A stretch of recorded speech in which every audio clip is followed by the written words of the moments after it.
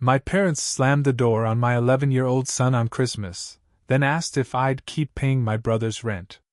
Hi, I'm Daniel, 41, and last Christmas my parents slammed the door in my 11-year-old son's face and told him, "This year is just for family."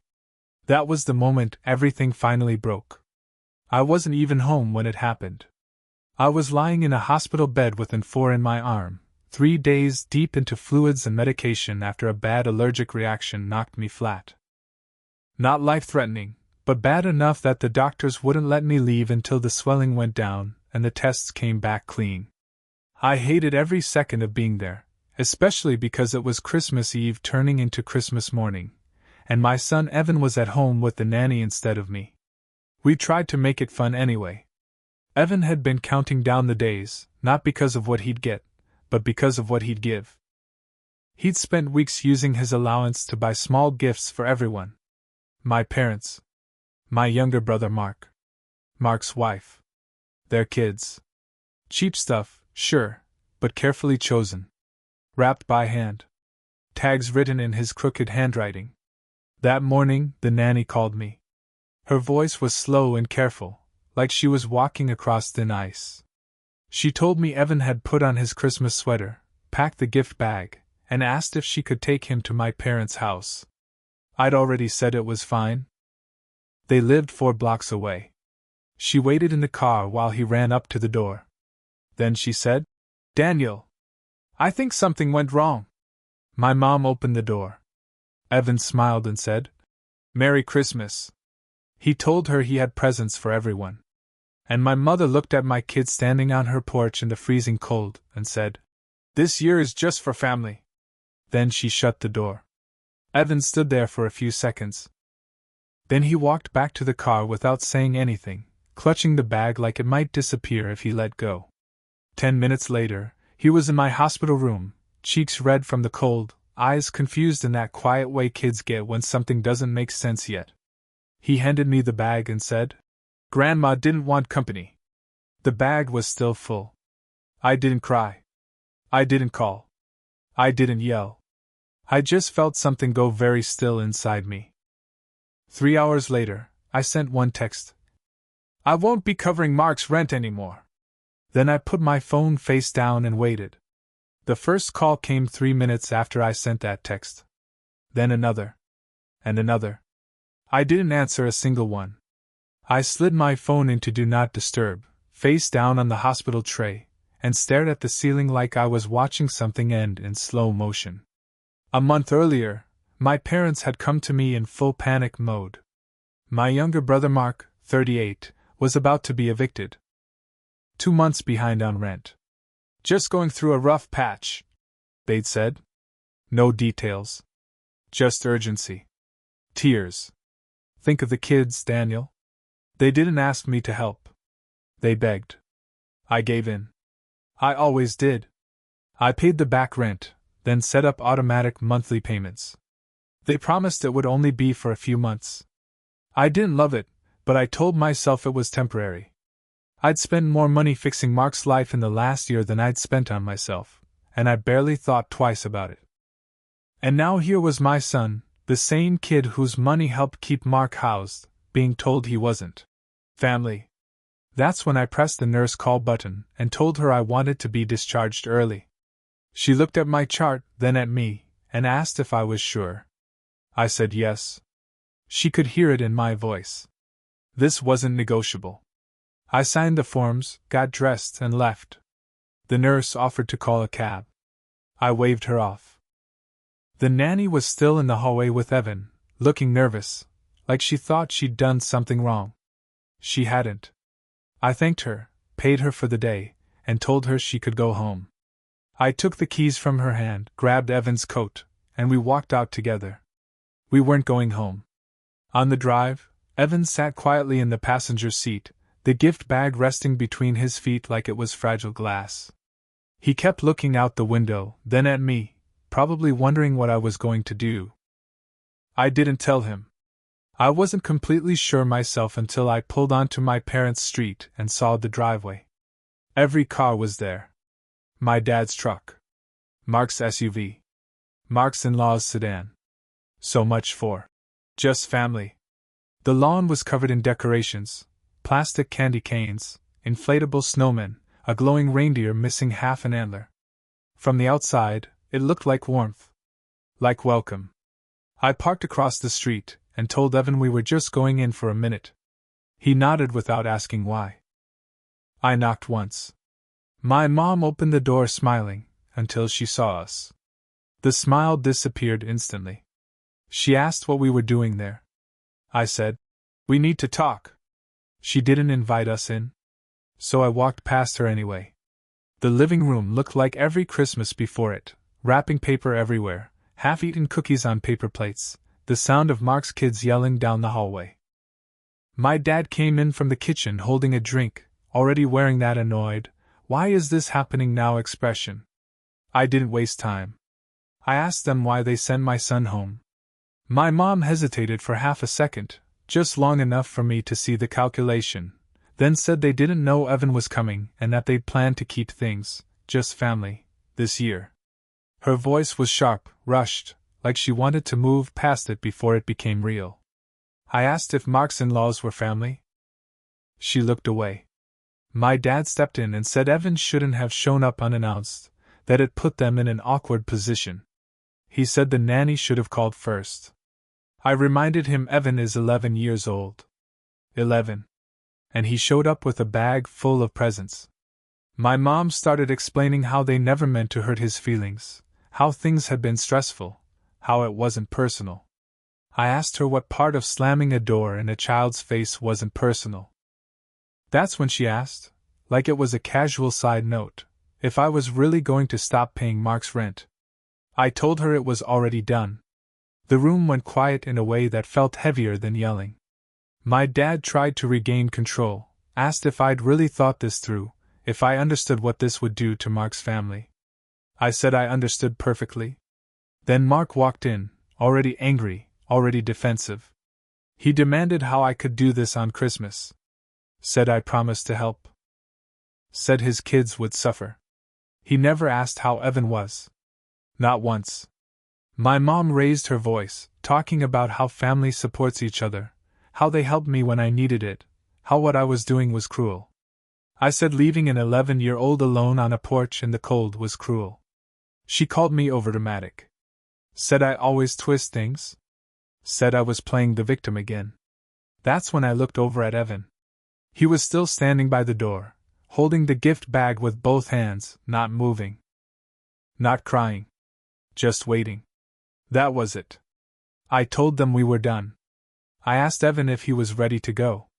He nodded. We walked out without another word. In the car, I asked him if he still wanted to deliver the presents. He said no. He just wanted to go home. Then, after a long pause, he asked, "Are they still our family?" I told him, "We are. Just us." And for the first time that day, he smiled a little.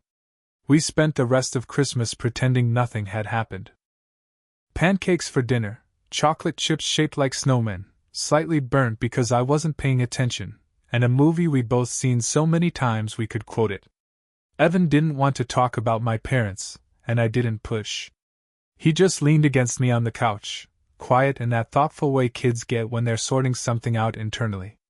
I didn't check my phone until after he fell asleep. That's when I saw it. Messages stacked on messages. Missed calls. First panic, then guilt, then anger, like clockwork. My mom's text came first.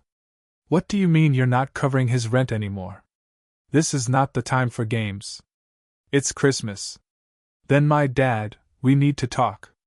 You don't understand what you're doing." Then the guilt, "He's your brother. He has kids. Think of everything we've done for you." And finally the blame, "Evan shouldn't have shown up like that. This is your fault, not ours." I put the phone back on Do Not Disturb and went to bed. The next day, my dad left a voicemail. I didn't answer, but I listened. He said they were disappointed in how I was handling things, that I was being emotional, that I was using Evan as a weapon. Then, right at the end, he said the line they always fall back on. "We helped you when you needed it. Don't forget that." They meant the transmission. 4 years ago, my SUV died at the worst possible time. Evan had just been in urgent care after a bad fall at school, and the medical bills wiped me out. When the mechanic told me it would be $2,800, I almost lost it. My parents offered to help, and I let them. They never let me forget it. From that moment on, it became an invisible contract I hadn't agreed to. Every time Mark messed up, I got a call. Every time my parents overspent, I got guilt-tripped. Any time I hesitated, they reminded me, sometimes subtly, sometimes not, how they'd been there for me. What they never mentioned was everything I'd already given. That night, after Evan went to bed, I sat at the kitchen table with my laptop and pulled up every bank statement. Rent payments. Utilities. Groceries. Emergency transfers. Just until Friday. Money. It took almost 3 hours. The total made my stomach drop. Just over $21,000 in 2 years.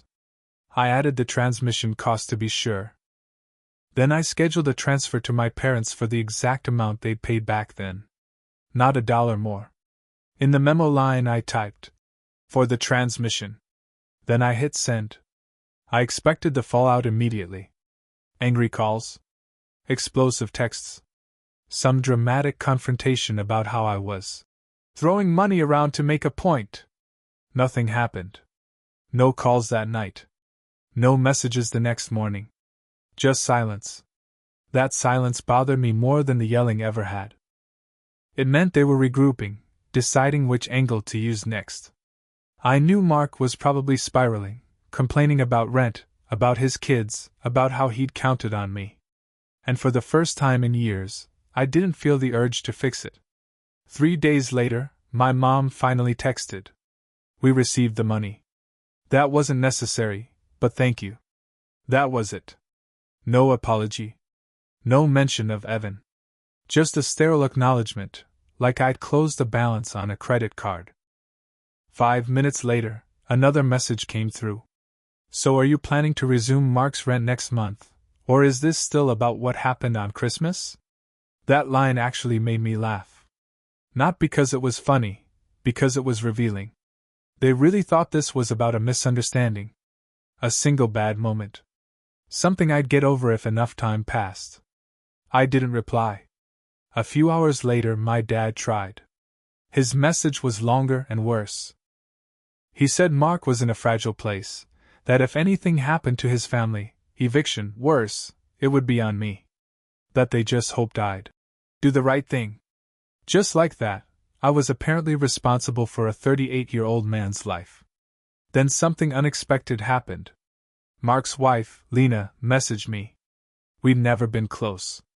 She was always quiet, the kind of person who learned not to take up space. Her message was short. I didn't agree with what they did to Evan. I told Mark it was wrong. He didn't listen. Then, after a pause, also, he lied. He told your parents he was behind 1 month. It's actually 3. He hasn't paid rent since October. I stared at the screen, rereading it over and over. They hadn't come to me early out of panic. They came to me late out of desperation. They just wrapped it in urgency so I wouldn't ask questions. And then they shut the door in my kid's face. That's when I understood something I'd been avoiding for years. Evan was never really part of the family to them. Not the way Mark's kids were. He was tolerated. Convenient. Optional. I closed my banking app and felt something settle into place. I was done. Mark messaged me later that night, like nothing had changed. You really stirred things up. Mom and Dad are losing it. Nice job. Then another, you know this isn't just about me. My kids need stability. We were counting on you, your family. Act like it. There it was again. That word. Family. The magic word they only used when they needed something from me. I didn't respond to him. Instead, I forwarded the entire message thread, from my parents, from Mark, straight to Lena. I added one line. I'm sorry you're stuck in this, but I'm out for good. She didn't reply right away. Hours later, I saw she'd reacted with a simple thumbs up. Nothing else. but I understood it. Maybe it meant she got it. Maybe it just meant she was tired. Either way, I felt lighter. The next morning, I canceled the automatic rent transfer.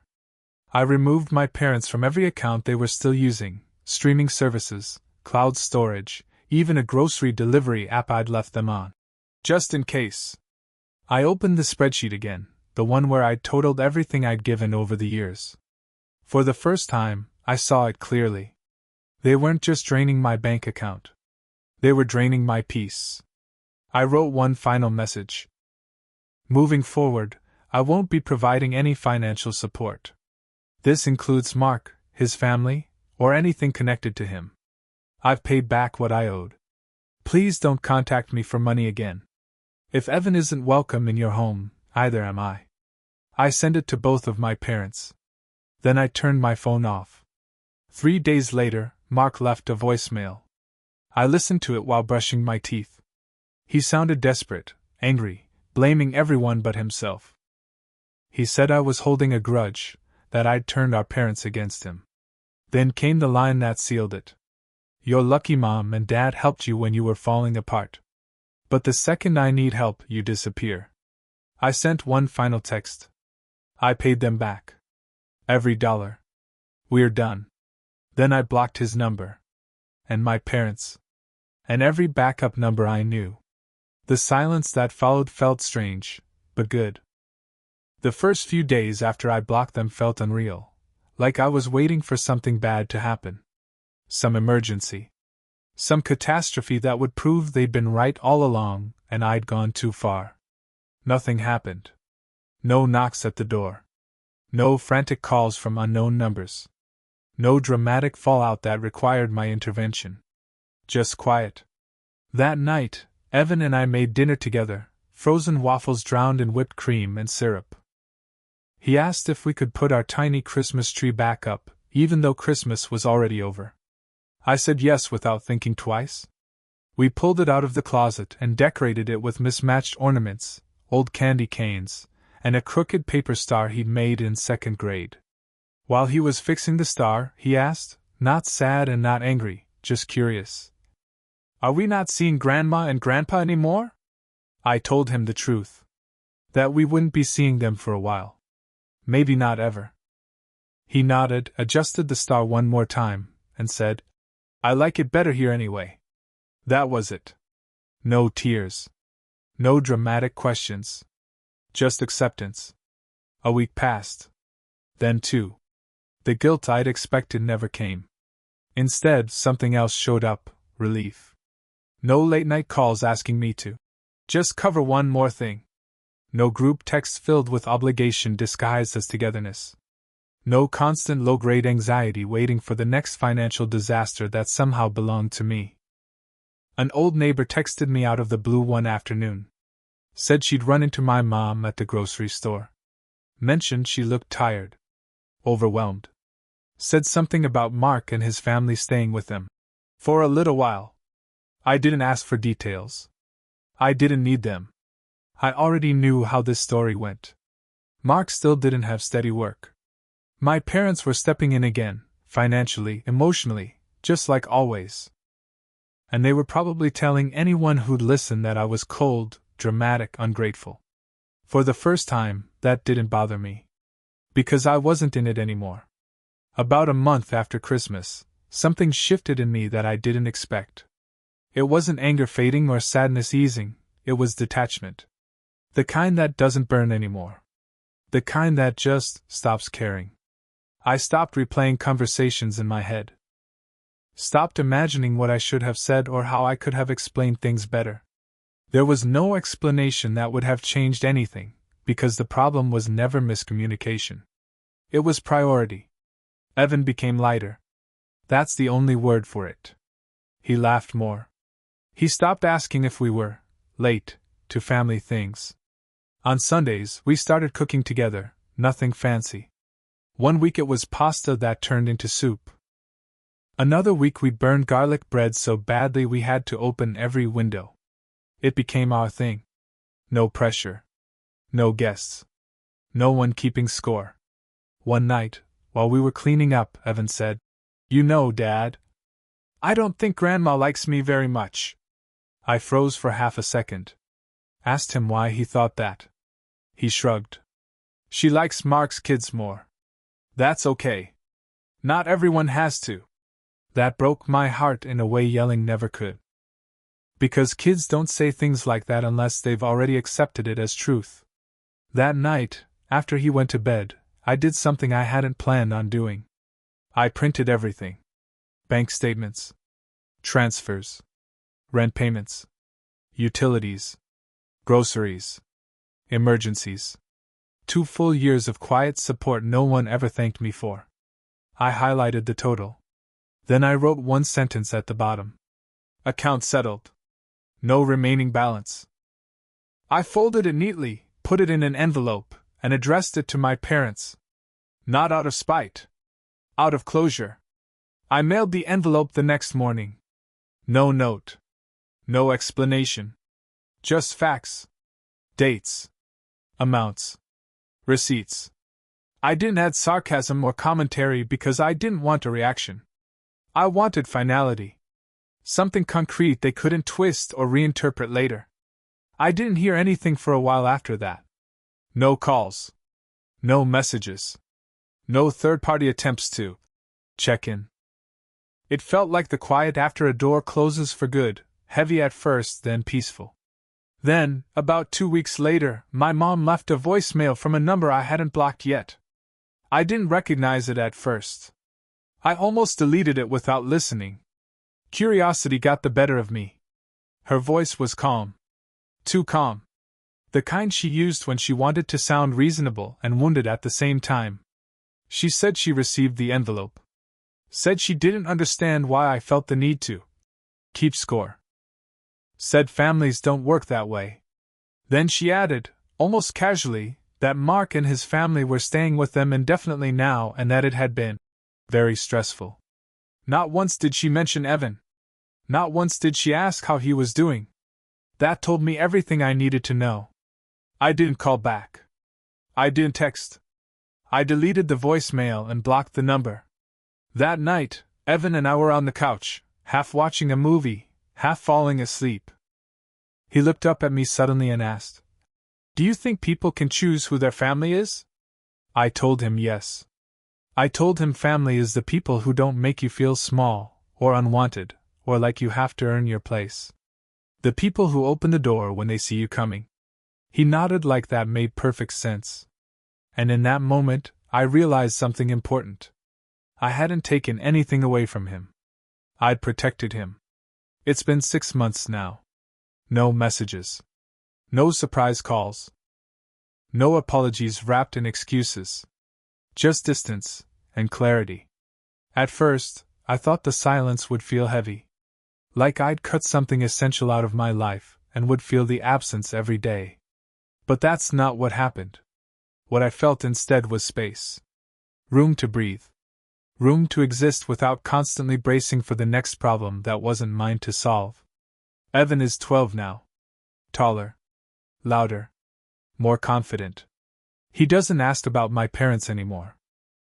Not because I told him not to, because, in his world, they've stopped being relevant. The people who matter are the ones who show up. That lesson settled into him quietly, without bitterness. We still do our Sunday cooking nights. They've become non-negotiable. Sometimes the food's good. Sometimes it's not. But we laugh either way. No one's keeping track. No one's ranking who deserves more. A few weeks ago, Evan came home from school and told me he'd written an essay about family. His teacher had asked them to describe what family meant to them. I asked what he wrote. He said, "I wrote that family is the place you don't have to knock." I had to step into the kitchen for a minute after that. I don't wonder anymore what my parents tell people about me. I don't care if I'm the villain in their version of the story. They can keep it. I know the truth, and so does my son. They didn't help me because they believed in me. They helped me because they expected permanent loyalty in return. I repaid them, financially, emotionally, quietly, until there was nothing left to owe. Walking away wasn't revenge. It was self-respect. And every time I see Evan walk into our home without hesitation, without fear of being turned away, I know I made the right choice. I didn't lose my family that Christmas. I chose it.